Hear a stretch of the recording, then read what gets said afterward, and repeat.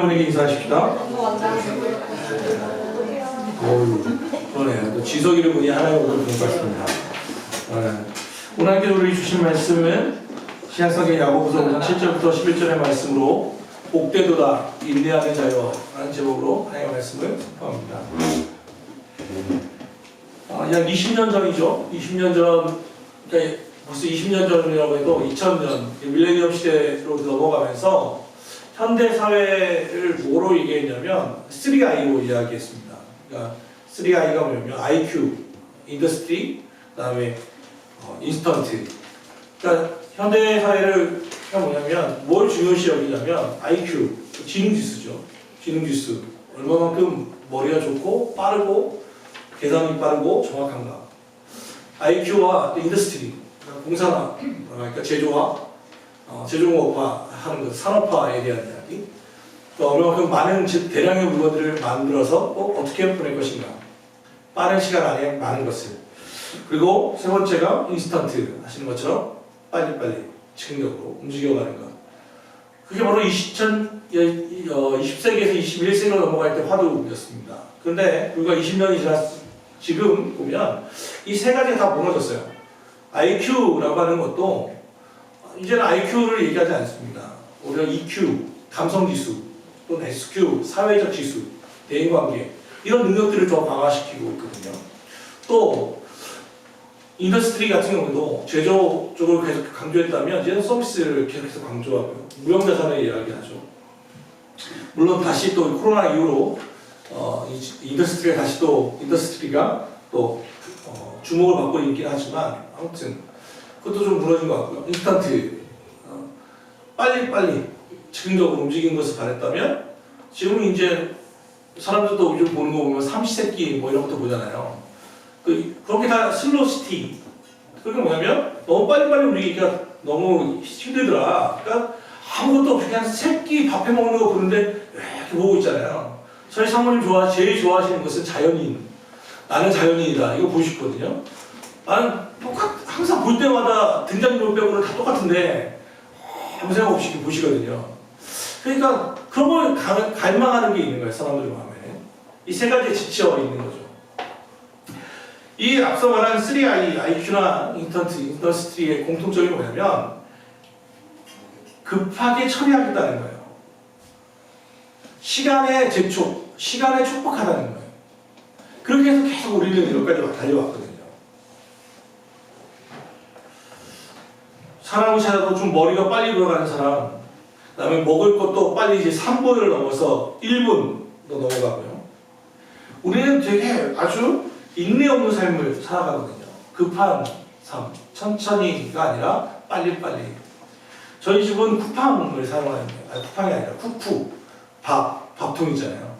보면 맨 밑에 보면 암벽 주사 있잖아요. 그거 제가 재봤어요. 18분 정도 걸려요. 하는데. 그런데 이 백미 주사 위에 또 뭐가 있는지 아시죠? 급속 주사가 있어요. 18분보다 더 빨리 하려면 급속 주사를 넣는 거예요. 그럼 그건 한 10분에서 11분 정도 걸리더라고요. 그냥 8분 땡기려고 그것조차 누르는 우리의 모습을 보는 거죠. 뭐든 빨리빨리 급하게 어떤 성과를 내려고 하는 거죠. 사도 바울이 유언서라고 할 수 있는 게 디모데후서라고 하는 성경책인데 거기 3장에 보면 말세를 살아갈 때 사람들에 대한 특징 두 가지를 얘기해요. 두 가지 특징이 있는데 첫째는 사납고 포악해진다. 사람들이 사납고 포악하다. 두 번째는 조급하며 급한 마음으로 살아간다. 이게 불과 2000년 전에 쓰였던 것을 한번 생각해 보세요. 그리고 지금 우리 사회에 드러나는 모습들 보세요. 너무 기가 막힐 정도로 맞지 않아요? 그러니까 말세로 들어갈수록 사람들이 사납고 포악해요. 그래서 옛날에는 별것 아니었던 이들이 사람을 죽이고 살리는 이들로 바뀌었어요. 사람을 그냥 죽여준 것도 아니고 이 포악해서 아주 끔찍하게 죽여야 뉴스에 나오는 시대로 바뀌어버렸어요. 사납고 포악해요. 자그마한 일을 자기의 분노를 조절하지 못해서 나오는 문제들이 발생해요. 또는 조급하며 급한 마음들. 앞서 말한 이런 특징들이 현대사회이죠. 저도 사실은 오늘 말씀을 준비하면서 반성하게 된 것은 저도 운전하다 보면 앞에 차가 너무 늦게 가면 막 정말 화가 나요. 왜 이렇게 막 늦게 가시? 내 화를 못 참는 거예요. 불과 1분밖에 차이 안 날 텐데 길어야 1, 2분인데 뭐 화가 내는 거예요. 사납고 급한 우리 마음들을 알게 되죠. 그런데 오늘 본문에 보면 이런 말세를 살아가는 그리스도인들에게 사도 바울을 통해서 하나님께서 권면하고 있는 게 있어요. 인내하라는 거예요. 오래 참으라는 거예요. 길이 참으라고 하네요. 오늘 5장 7절 한번 말씀 같이 읽어볼까요? 5장 7절 시작. 그러므로 형제들아 주께서 강림하시기까지 길이 참으라. 보라 농부가 땅에서 나는 귀한 열매를 바라고 길이 참아 이른비와 늦은비를 기다리나니. 인내하라는 거예요. 근데 인내의 비유가 누구냐면 농부예요. 농부는 어떻게 하냐면 땅에서 나는 귀한 열매를 바라고 길이 참아 이른 비와 늦은 비를 기다리는 것처럼 너희도 어떻게 하냐면 기다리라는 거예요. 길이 참으라는 거예요. 인내하라는 거예요. 오래 참으라는 거예요. 아마 지금 사도 바울이 이 시대에 살았으면 농부의 비유를 드리지 않았을 것 같아요. 왜냐면 요즘은 농부들도 잘 오래 안 참더라고. 때를 따라 음식을 만들지 않고 비닐하우스 만들어가지고 빨리빨리 제조하고 성장 촉진제 넣어가지고 막 만들어내더라고요. 농부도 별로 이렇게 인내 안 하는 것 같긴 한데 2000년 전에 농부들 이렇게 보라. 그들의 특징이 뭐냐면 농부의 특징은 열매를 바란다는 거예요. 귀한 열매를 바랄수록 이 사람들이 할 수 있는 건 오래 참는 거예요. 길이 참아서 이른 비와 늦은 비 하늘을 바라보면서 그냥 참고 인내하는 거예요. 언제? 하늘이 비를 내릴 때까지. 하늘이 비를 내릴 때까지. 위를 바라보는 신앙이에요. 이게 신앙이잖아요. 이게 믿음이잖아요. 인내에 참으라는 거예요. 인내함을 배워라. 언제까지? 그러므로 형제들아 주께서 강림하시기까지 길이 참으라. 주님이 오시겠다는 거예요. 주님이 다시 이 땅에 오실 때까지는 오래 참아. 오래 참아. 하는 거예요. 우리는 화가 나면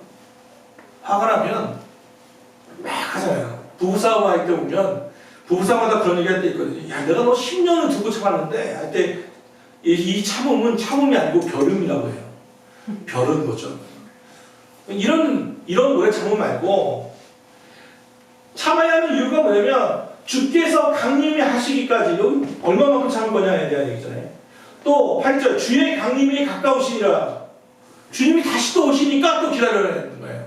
그런데 7절과 8절을 보면 주께서 강림하시기까지 8절도 주의 강림이 가까우시니라고 말하는데 9절에 갑자기 주님의 정체가 들어가요. 9절 같이 한번 읽어볼까요? 9절 시작. 형제들아 서로 원망하지 말라. 그리하여야 심판을 면하리라. 보라 심판주가 문 밖에 서 계시리라. 앞에 7절과 8절은 주님이라고 해서 이렇게 나왔는데 주님이 다시 오실 때에 그분이 누구냐면 심판주라는 거예요. 성경에 예수님을 심판주로 직접적으로 묘사하는 데가 많지 않아요. 예수님이 다시 오실 때는 심판으로 오시겠다는 거예요. 주님 그분은 심판주. 그런데 문 밖에 서서 계시겠다는 거예요. 그럼 무엇 심판하시겠다는 거예요? 형제들아 서로 원망하지 말라. 그리하여야 심판을 면하리라. 아, 심판의 기준이 원망이구나라는 것을 알게 됩니다. 누군가를 원망하는 것, 누군가에 대해서 불평하는 것, 뒷담화하는 것, 별것 아닌 것 같아 보이는데 주님은 그걸 가지고 심판하시겠다는 거예요. 무서운 말이지 않습니까?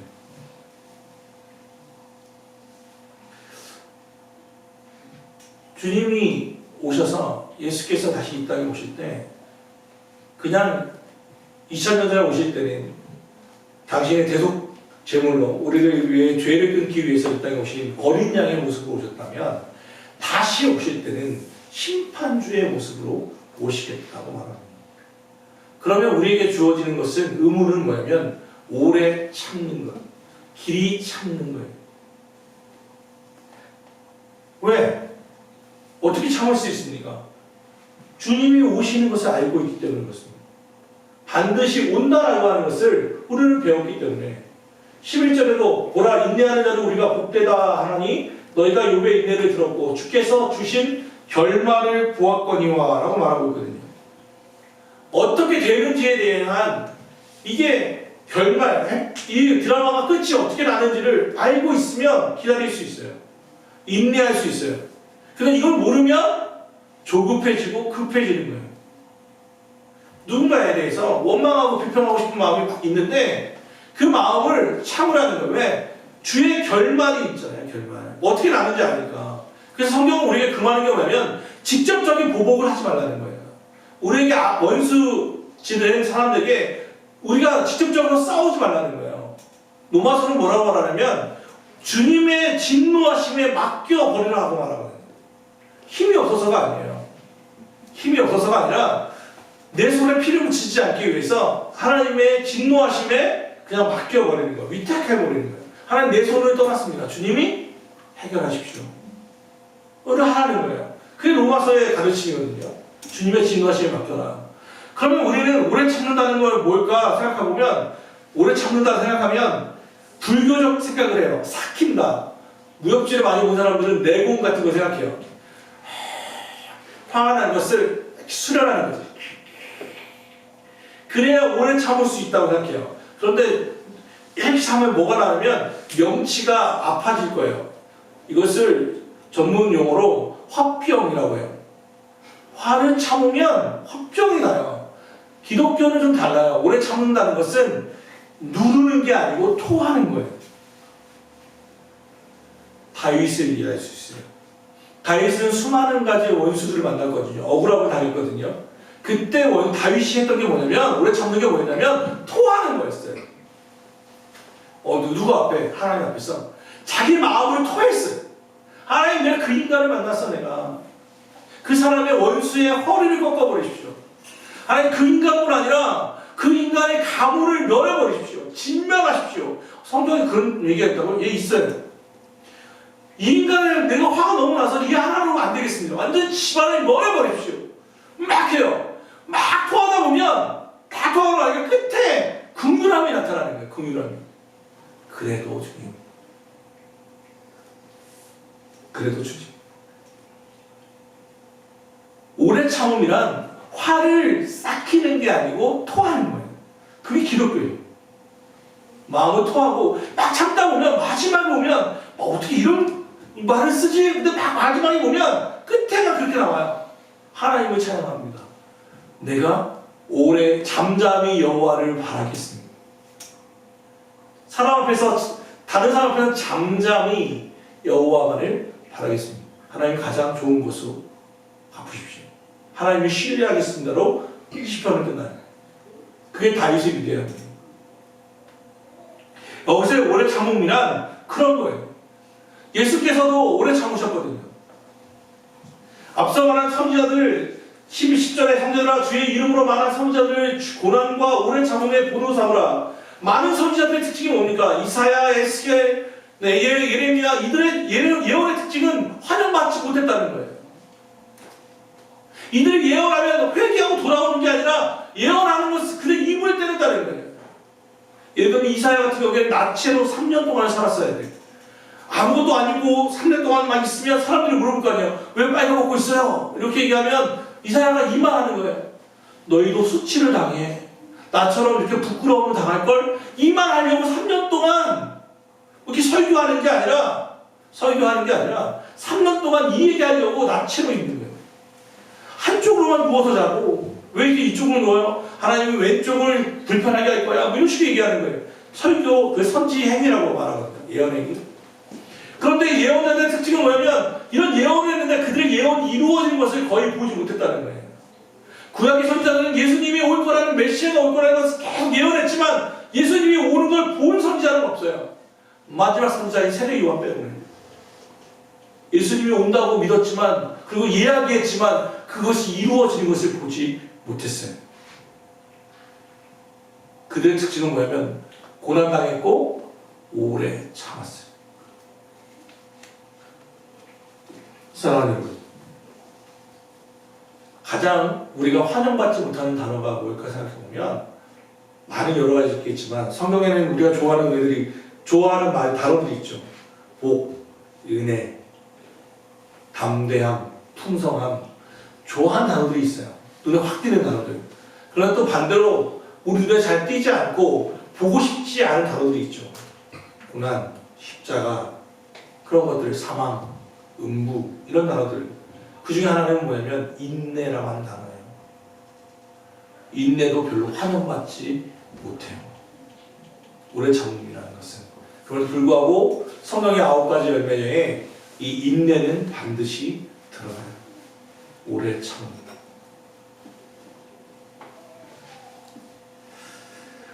어떻게 하면 오래 참을 수 있을까? 아니, 어떤 영역부터 오래 참을 수 있을까? 우리는 생각에 있어서 먼저 인내할 줄 알아야 돼요. 생각하는 것. 우리 생각은 너무 빨라서 어떤 일들이 일어났을 때 빠른 결론을 내려버리거든요.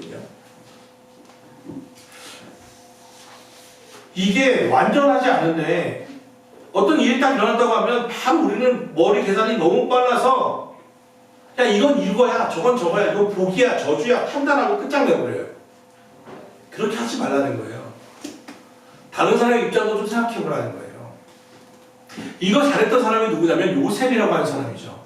자기의 정혼자예요. 정혼자는 특별한 일 아니면 1년 후면 결혼하는 거예요. 결혼과 비슷해요.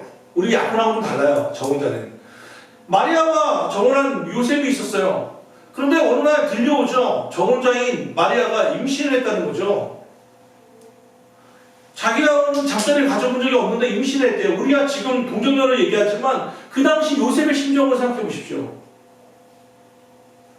불륜이잖아요. 그런데 이 요셉이 그때 뭐라고 하지 않아요. 마리아에게 대해서 소문내지도 않아요. 무슨 사정이 있겠지 하고 가만히 끊고자 하여 라고 말하거든요. 조용히 끊으려고 해요. 그러니까 성경은 요셉을 뭐라고 말하냐면 의인이라고 불러요. 의인. 요셉이 뭐 했는데요? 무슨 특별한 일을 했어요?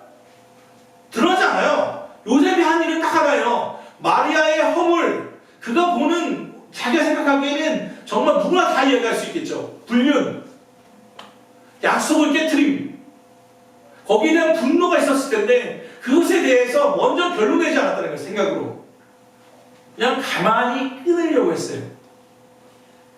그랬더니 성경이 요셉을 의인이라고 부르는 거예요. 그리고 그는 메시아 예수 그리스도의 아버지가 되죠. 우리 교회에 들어오다 보면 타고르의 시가 있다는 거 이제 아셨죠? 그 사람은 인도의 시인이지 않습니까? 타고르가 실제로 있었던 일입니다. 그가 그 정원과 마당을 관리하는 하인을 두고 있었는데 아침에 출근을 해야 할 하인이 오질 않는 거예요. 기다리고 기다렸는데 오질 않는 거예요. 타고르가 화가 너무 났어요. 3시간을 기다렸대요. 3시간을 기다렸는데도 오지 않으니까 진짜 머리끝까지 화가 난 거죠. 그런데 갑자기 하인이 그때 3시간쯤 지나서 딱 들어오자는 거예요. 이 시를 쓰고 우리가 아는 그 성품이 좋으신 타고르가 또 옆에 있던 빗자루를 들고 화가 나가지고 하인한테 집어 던졌어요. 집어 던지면서 소리 질렀습니다. 나가라고. 너같이 책임감이 없고 시간 지킬 줄 모르는 사람은 여기서 내 집에서 일하지 말라고. 그 쫓아내 버리려고 했습니다. 그리고 빗자루를 던졌죠. 그랬더니 하인이 자기가 나온 그 빗자루를 딱 들고는 울먹이는 목소리로 이렇게 얘기하더랍니다. 주님, 저는 죄송합니다. 어젯밤에 제 딸아이가 죽어서 오늘 아침에 막 묻고 오는 길입니다. 라고 얘기하더라고요. 그때 타고가 이렇게 얘기합니다. 자기 생각에 이 말을 듣고 내가 사람이 자신의 입장만 생각하고 행동했을 때 얼마나 잔인해질 수 있는가를 회개했다고 말해요. 다른 사람의 입장을 헤아리지 않고 내 생각, 내 입장만 급하게 생각하고 행동했을 때 내가 얼마나 잔인해질 수 있는가.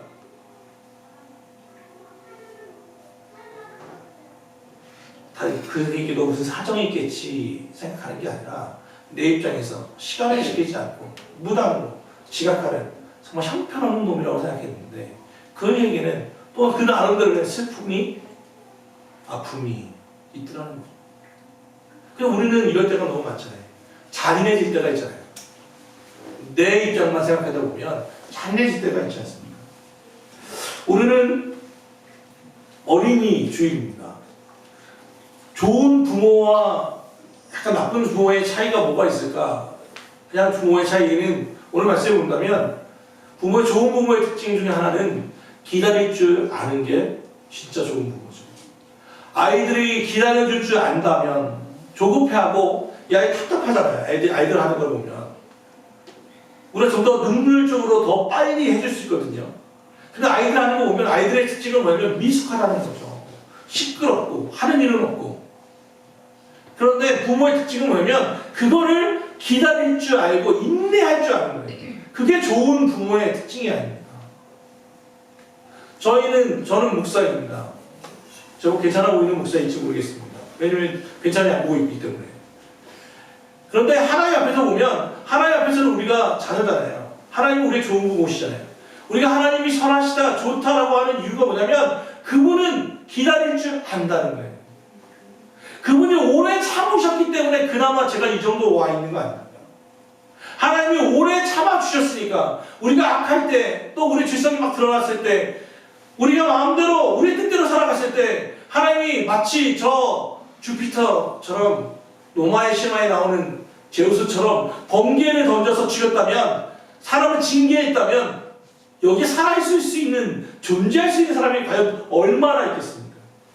하나님이 오래 참고 또 참고 인내하셨기에 지금 우리가 여기에 존재하는 것이 아닙니까? 그분은 우리의 좋은 부모이지 않습니까? 그분은 기다릴 줄 알아주시는, 기다릴 줄 아는 분이십니다. 그렇다면 우리의 부모된 우리로서는 우리 스스로에게 물어봐야 합니다. 나는 좋은 부모인가? 좀 더 구체적으로 묻는다면 나는 기다릴 줄 아는 부모인가? 오래 참을 줄 아는 사람인가? 나는 좋은 이웃인가를 묻는다면 이렇게 질문할 수 있죠. 나는 기다릴 줄 아는 이웃인가? 내가 좋은 직장 상사인가를 알려면 나는 기다릴 줄 아는가? 참아줄 줄 아는가? 우리는 생각에서 인내할 줄 알아야 하고 행동에서, 말에서 인내할 줄 알아야만 합니다. 라 로슈프코라고 한 사람이 이런 얘기했거든요. 세상 사람은 모두 자기의 기억력을 탄식한다. 하지만 아무도 자기의 비판력을 탄식하지 않는다. 내 기억력이 없는 것은 막 탄식하지만 나의 비판력이 누군가를 비판하는 것이 난 이런 능력이 없어 라고 한탄하는 사람은 없다라는 거예요. 그 시범을수록 맞는 말이 아닙니까? 다른 사람에 대한 비판할 줄은 누구나 다 압니다. 인간은 질성을 갖고 있어서 누구에게 단점을 찾는 데는 기가 막힙니다. 그래서 말이 앞서는 거예요. 생각이 앞서고 말이 앞서죠. 누군가에 대해서 비난하는 것은 너무도 잘해요. 그런데 오늘 말씀은 비판력을 넘어서 내 기억력을 넘어서 인내할 줄 알아야 합니다. 인내력을 타탄하는 거예요. 나는 그렇게 오래 참을 줄 모를까? 나는 왜 성숙해지지 못할까? 예수님의 오래 참으심, 하나님의 오래 참으심, 그 성품이 우리의 성품이 되기를 소망합니다. 어린이 주일, 여러분 좋은 부모가 되시기를 바랍니다. 오래 참아주십시오. 기다릴 줄 아십시오. 그리고 좋은 이웃이 되시고 좋은 상사가 됩니다. 기다릴 줄 알고 인내할 줄 알고 그게 바로 우리의 모습에서 성품이 드러나는 겁니다. 마지막으로 우리에게는 성격이 있습니다. 누구나 다 타고난 성격들이 있죠. 누군가에게는 이것이 성질이 되고 누군가에게는 성품이 됩니다. 어떤 차이가 있죠? 누군가에 왜 성질이 되고 누구에게 성품이 되죠? 성격은 중립적인데 지랄 맞아지면 성질이 되고 성격이 인품으로 만나면 성품이 되고 기다릴 줄 알아주면 그것은 성품이 됩니다. 가까운 교회 성도 여러분, 성질머리보다 성품머리가 낫지 않겠습니까? 좋은 성품으로 살아가시기를 주 예수께서 축원합니다. 기도합시다.